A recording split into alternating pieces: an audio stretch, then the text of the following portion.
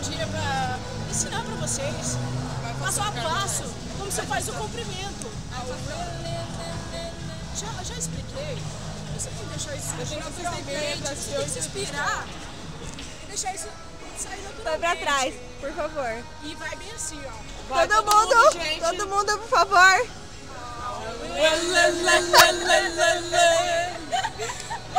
Mas é desse jeito que eu expliquei.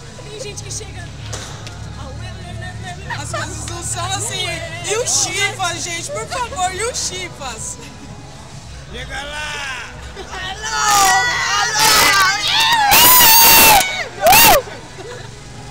Ah, é pouquinho. Ah, não.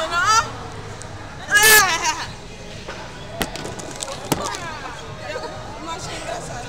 Esse é o padrão, né? Tipo, padrão bom. O nosso programa está recebendo participações especiais hoje. Desculpa.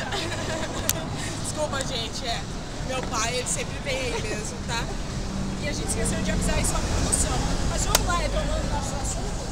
Explicar lá o Explicar. Vai, gente, pé no chão. Peraí, produção, que o personagem tá tocando. Todo mundo fazendo Vem fazer, produção. e vem fazer a produção. Sai, abraçando e se arregando. Deus me livre. Oi? Já Tudo? Ah, não sei. Hora de dar tchau. E o Chifas? E o Chivas? Tá. Vai lá. E o Chifas? Ó, lentamente. Chega que está gravando. Sua namorada. Fica na abstinência, né?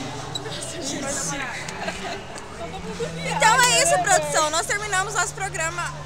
Nós encerramos nosso programa hoje aqui, beleza? Beijo da gostosa.